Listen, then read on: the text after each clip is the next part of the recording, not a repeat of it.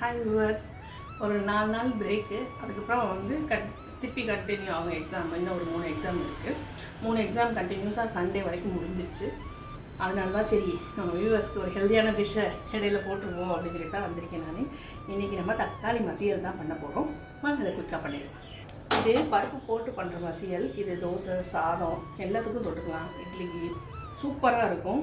இது வந்து பாசிப்பருப்பும் போட்டு பண்ணுவாங்க, பருப்பு போட்டு பண்ணுவாங்க. உங்களுக்கு எது பிடிக்குமோ அது படி நீங்களே சூஸ் பண்ணிக்கலாம். பருப்பை பொறுத்த வரைக்கும். இப்போ குக்கர் சூடாயிடுச்சு. இது வந்து ஆக்சுவலாக ஃபஸ்ட்டு குக்கரில் தான் வைக்கணும். இப்போ தாளிக்கிறதுக்கு தேவையான அளவு 1 டேபிள் ஸ்பூன் அளவு எண்ணெய் விட்டுக்கிறேன். இதில் வந்து நறுக்கி வச்சுருக்க ஒரு 20 வெங்காயம்,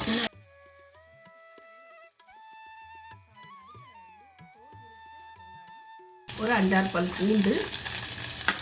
இந்த வந்து நம்ம பருப்பை வேக வைக்க போகிறோம். அதனால் நான் வந்து சின்ன குக்கரை எடுத்திருக்கேன் நான். நீங்கள் எவ்வளோ குவான்டிட்டி கேட்குறீங்களோ அதுக்கு தகுந்த மாதிரி குக்கர் பெருசாக கூட வச்சுக்கோங்க. ஒரு 3 லிட்டர் குக்கரோ 5 லிட்டர் குக்கரோ அதுக்கு தகுந்த மாதிரி. இப்போ கருவேப்பிலை சேர்த்துக்கோங்க.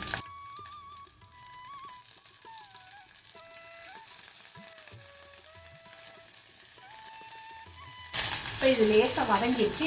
தக்காளி ஒரு 4 தக்காளி, பெரிய சைஸ் தக்காளி நறுக்கி வச்சுருக்கேன். இந்த அளவு நறுக்கிறேன். ஏன்னா நமக்கு கொஞ்சம் நல்லா குழைவாக அந்த பருப்போடு சேர்ந்து வேந்து வரணும். அதுக்காக கொஞ்சம் சின்னதாகவே நறுக்கிறோம்.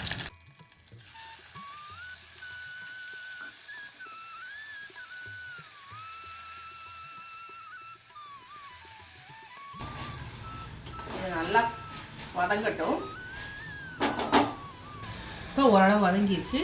நம்ம வந்து வாஷ் பண்ணி வச்சுருக்கேன் துவரம் பருப்பை சேர்த்துடலாம். இது நான் ஒரு 100 பருப்பு எடுத்திருக்கேன். நான் சேர்த்துட்டு காட்டுறேன். இது ரொம்ப ஈஸியாக பண்ணிடலாம். டிஃபனுக்கு வந்து டக்குன்னு ஒரு டிஃப்ரெண்ட்டாக சைட் டிஷ்ஷு. வளர்கிற குழந்தைங்களுக்கு எல்லா பருப்புமே கொடுக்கலாம். இது வந்து இந்த பாசிப்பருப்பு போட்டு, அப்புறம் அந்த உடச்ச தோலோடு இருக்கல பாசிப்பருப்பு, பயிரை உடச்சது அதோட சேர்த்து பண்ணோம்னா இன்னும் சூப்பர் ஹெல்த்தியாக இருக்கும். கண்டிப்பாக அதை ட்ரை பண்ணி பாருங்கள். இப்போ இதை நல்லா கலந்து விட்டாச்சு. இதில் வந்து 1 ஸ்பூன் நம்ம வெறும் மிளகாய் வத்தல் தூள் சேர்த்துக்கலாம்.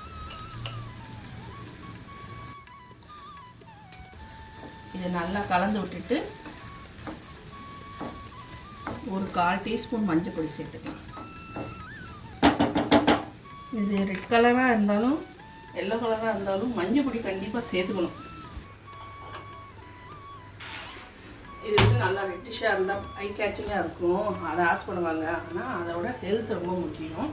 நான் வந்து இதில் கொஞ்சம் ஒரு 1/4 டீஸ்பூன் அளவு மஞ்சள் பொடியும் சேர்த்துக்கிறேன். இதை நல்லா கலந்து விட்டுருவோம். கலந்து விட்டுட்டு இதுக்கு கரெக்டாக இது முங்குற அளவு நம்ம தண்ணி வச்சுருவோம். ஏன்னா நம்ம மசிக்க போகிறோம். அதனால் இது நல்லா வெந்து வரட்டும். நம்ம குக்கர் மூடி போட்டு ஒரு 4லேருந்து 5 விசில் வச்சுருவோம். நல்லா மலர்ந்து வெந்து வரணும். அடி ஒட்ட ஒரு தடவை நல்லா கிளறி விட்டுருங்க. ஏன்னா பருப்புன்றதுனால அடி பிடிச்சிடக்கூடாது. நல்லா சிம்மிலே வச்சு ஒரு 4லேருந்து 5 விசில் வச்சுட்டிங்கன்னா சூப்பராக ரெடி ஆகிடும். அதுக்கப்புறம் தாளிச்சு கட்டி அது தலையில் கொட்டிடுவாங்க.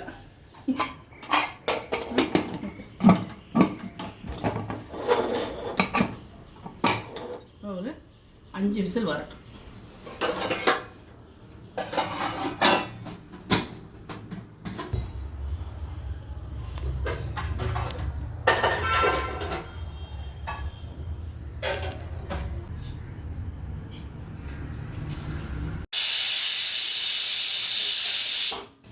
இப்போ இது 5 விசில் வந்துருச்சு. நான் ஸ்டவ் ஆஃப் பண்ணிவிட்டு கொஞ்சம் வெயிட் பண்ணுவோம்.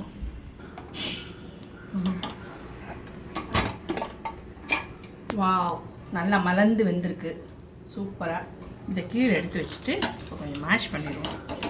அது மரமத்து இருந்ததுன்னா அதை வச்சு நல்லா நீங்கள் கடைஞ்சிருங்க. இது நல்லா அந்த பருப்பும் இந்த தக்காளியும் நல்லா ஒன்றோட ஒன்று மிங்கிளாக இருக்கணும். அதுக்காக தான் நான் மேஷ் பண்ணுறேன். நீங்கள் மரத்தில் மத்து இருந்ததுன்னா அழகாக அதை இதை கொதிக்க வைக்கணும். ஒரு கொதி ஓப்பன் பண்ணி கொதிக்க வைக்கணும். அப்போ வந்து நம்ம மண் சட்டியில் பண்ணோம்னா அப்படி ஒரு டேஸ்ட். வறுத்து அரைச்ச பிட்டில் வந்து ஒரு காம்படிஷனுக்காக நான் வந்து மண் சட்டியில் பண்ணியிருந்தேன். அடா அடா அடா அடா அடா தேவ அமிர்தம்னா தேவ அமிர்தம். அப்படி ஒரு அட்டகாசமாக இருந்தது. இதில் கொஞ்சம் லைட்டாக அந்த தண்ணி கலந்து ஒரு கொதிக்க வச்சுருவோம்.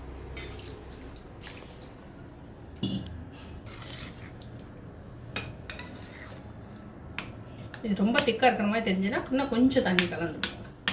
தண்ணி கலந்து இந்த தண்ணி நம்ம விட்டுருக்கோம் அப்படின்றதுக்காக ஒரு கொதிக்க வச்சிடும். இதுக்கு தாளிக்கிறதுக்கு வந்து நான் இந்த கடாய் போட்டிருக்கேன். நான் அந்த இதில் வந்து கொதிக்க வச்சுருவோம். அந்த இப்போ தண்ணி ஊற்றிருக்கோம்ல அந்த பருப்பில், அதை வந்து நம்ம இதில் வச்சுருவோம். ஒரு கொதி வரட்டும். கொதிச்சிட்டு இருக்கும் போதே நம்ம அதுக்கு தேவையான அளவு உப்பை சேர்த்துடலாம். எனக்கு எப்பவுமே கை நிதானம் தான் வரும். நான் அதுக்கு தேவையான அளவு உப்பு சேர்த்துறேன். கல் உப்பு தான் சேர்க்குறேன். சேர்த்துட்டு நல்லா கலந்து விட்டுருங்க. முதலே உப்பை போடாதீங்க, பருப்பு வேகாது. அப்புறம் அது வயிறு வலி வந்துடும். இப்போ அரைக்குறையாக பருப்பு வந்து அதை சாப்பிட்டோம்னா கண்டிப்பாக அது கேஸ் ஃபார்ம் ஆகி வயிறு வலிக்கும். அதனால் முதல்ல நல்லா பருப்பை வேக வச்சுட்டு அப்புறம் குக்கரை திறந்து கொதிக்க வைக்கும்போது லாஸ்ட்டாக உப்பு சேர்த்துக்கோங்க. நல்ல மிங்கிளாக இருக்குது பாருங்கள், சூப்பராக. இப்போ இது தாளித்து போடுறதுக்கு வந்து இதுக்கு ஒரு 2 ஸ்பூன் எண்ணெய் விட்டுக்கலாம். ஆல்ரெடி அந்த பருப்பில் நம்ம வெங்காயம் வதக்கும் போது எண்ணெய் விட்டுட்டோம், அதனால் நான் குறைச்சே விட்டுக்கிறேன். இதுக்கு 1 ஸ்பூன் கடுகு, உளுத்தம்பருப்பு, கடலைப்பருப்பு. தண்ணி பட்டுருச்சு போல் அப்படி இருக்குது. கடலைப்பருப்பு இதெல்லாம் நல்லா வதக்கி விட்டுடலாம். நல்லா பொரிஞ்சு வரட்டும். இந்த கடலைப்பருப்பு உளுந்தம்பருப்பு நல்லா பொரிஞ்சு வந்துருச்சு. இப்போ வந்து இதில் ஒரு 2 காஞ்ச மிளகாய், அப்புறம் கொஞ்சம் ஒரு 4-5 வெங்காயம் நறுக்கி வச்சுருக்கேன். இதையும் நல்லா வதக்கிக்கலாம். உங்களுக்கு எண்ணெய் கம்மியாக தென்பட்டுச்சுன்னா கொஞ்சம் சேர்த்துக்கோங்க. எனக்கு எந்த அளவு எண்ணெயே போதும். ஆல்ரெடி நம்ம வெங்காயம் அங்கே அதில் வதக்கும் போதே நம்ம எண்ணெய் நிறைய சேர்த்துட்டோம். அதனால்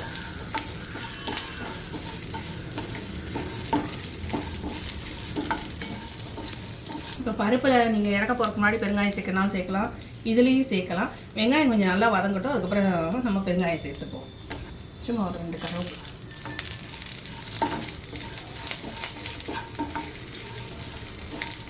அது கொஞ்சமாக இருக்குது, இதில் தாளிச்சது நிறைய இருக்குதுன்னு நினைக்காதீங்க. இது சாப்பிடும்போது முருகலாக நமக்கு வாயில் அமுடும்போது நல்லாயிருக்கும்.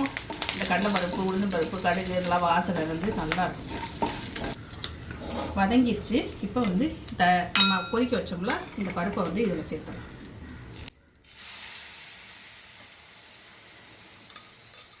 நல்லா கலந்து விட்டுருவோம். பார்க்கவே நல்லா இருக்குது, சூப்பரானது. இது 10 நிமிஷத்தில் பண்ணிடலாங்க. குக்கர் விசில் வரணும், வெயிட்டிங் டைம் ஒரு 5 நிமிஷம். டோட்டலாக ஒரு 15 நிமிஷத்தில் இந்த டிஷ் பண்ணிடலாம். சாதத்துக்கு, சப்பாத்திக்கு, எல்லாத்துக்குமே ஆப்டானது. அது தோசைக்கு சூப்பராக இருக்கும், கலகில இருக்கும். கண்டிப்பாக ட்ரை பண்ணி பாருங்கள். இப்போ கொஞ்சம் பெருங்காயம் சேர்த்துடலாம். நான் வந்து தாளிக்கும் போது தான் பெருங்காயம் சேர்ப்பேன். இது இறக்க போகும்போது சேர்க்கலாம், தப்பு இல்லை. ஏன்னா நம்ம வந்து பச்சையாக பெருங்காயம் இறக்க போகிறதுக்கு முன்னாடி போட்டோம்னா அது ஒரு தனி டேஸ்ட்டு, ஸ்மெல், அது வேறு. நம்ம தாளிச்சிக்கும் போது இது பண்ணோம்னா நல்லா பொரிஞ்சு வந்துடும். பொரிஞ்சதுக்கப்புறம் ஒரு வாசனை வெங்காயம். அது தாளிக்கும் போது வெங்காயம் நல்லா வதங்கணும். வெங்காயம் வதங்குற வரைக்கும் நம்ம வெயிட் பண்ணோம்னா அதுக்கு முன்னாடி பெருங்காயம் போட்டோம்னா பெருங்காயம் கருகி போயிடும். அதனால தான் நான் வந்து இப்போ பெருங்காயம் சேர்த்துக்கிட்டேன். இல்லைன்னா எப்போவுமே தாளிக்கும் போது நான் சேர்த்துருவேன். உங்களுக்கு எது விருப்பமோ அதுபடி நீங்கள் சேர்த்துக்கோங்க. வந்து இது அழகாக ஒரு கொதி வந்துருச்சு. இப்போ நம்ம இதை சர்வ் பண்ணிடலாம். இப்போ கொத்தமல்லி தூள்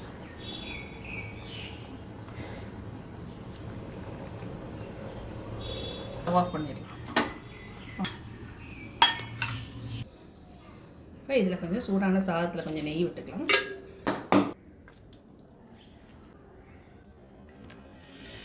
தலைகீழ இருக்குது, வாசனையே பிரமாதமாக இருக்குது. கண்டிப்பாக ட்ரை பண்ணி பாருங்கள்.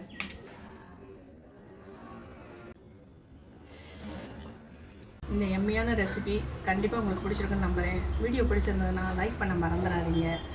அதாவது வீடியோன்றதை விட இந்த ரெசிபி பிடிச்சிருந்ததுன்னா லைக் பண்ண மறந்துடாதீங்க. மறக்காமல் நந்தினிஸ் பேண்ட்ரியை சப்ஸ்கிரைப் பண்ணிடுங்க. உங்கள் ஃப்ரெண்ட்ஸ் அண்ட் ஃபேமிலிக்கு ஷேர் பண்ணுங்கள். தேங்க்ஸ் ஃபார் வாட்சிங். பாய் பாய். சூடாக இருக்குது, டேஸ்ட் பண்ணி பார்த்துருவோம். இதை டேஸ்ட் பண்ணி பார்த்துருவோம் சாதத்தோடு.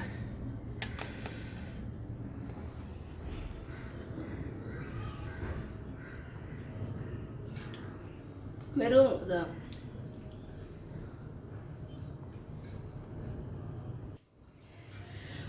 சூப்பராக இருக்குது.